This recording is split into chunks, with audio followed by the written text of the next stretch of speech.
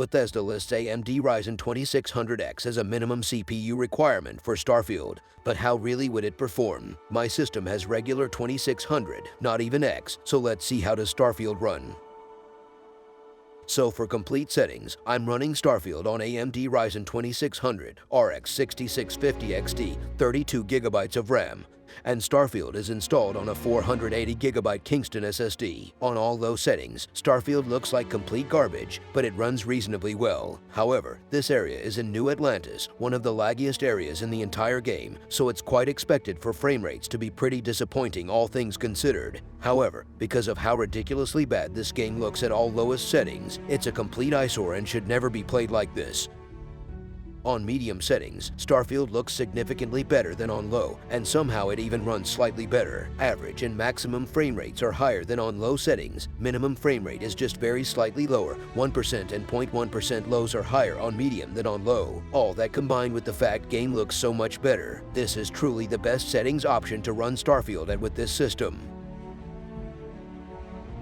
On ultra and high settings, the game runs about the same, because at that point the CPU starts to bottleneck the game quite heavily. A better CPU would definitely solve this issue, but the game is still more than playable even at these settings. It's just that at this point you're truly sacrificing performance for visual fidelity. The game will look great, but it will perform barely better than console version, so there's really no actual point in running Starfield at high or ultra with this system, at least in a city like New Atlantis.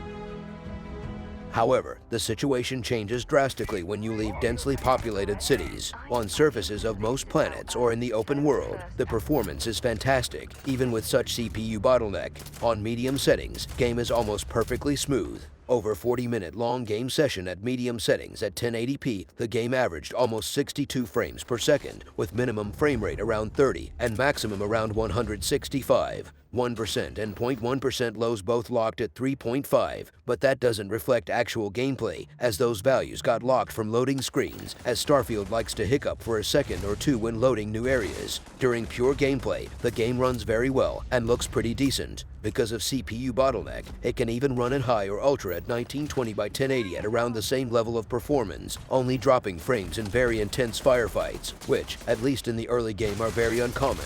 So most of the time the game runs fantastically even on such aging CPU as Ryzen 2600. In fact, the game runs very well even on 2560 by 1440p. Outside of dense areas, the CPU is less of a limitation, especially as resolution increases and more processing is loaded onto GPU. Over 40-minute session at 1440p, average frame rate stayed at around 59 frames per second. The minimum fell to 27, and maximum was around 165. 1% and 0.1% lows fell to 2.8, but again, that was because of occasional stutter during loading of new areas. Generally, the game runs extremely well. This is obviously extremely playable even considering the massive CPU bottleneck that such old CPU causes at times. Generally, anywhere that's not the main city, the performance is perfectly suitable for pretty much anyone at medium or high settings, and it's only the dense cities with hundreds of NPCs and monstrous amount of geometry that drop performance significantly.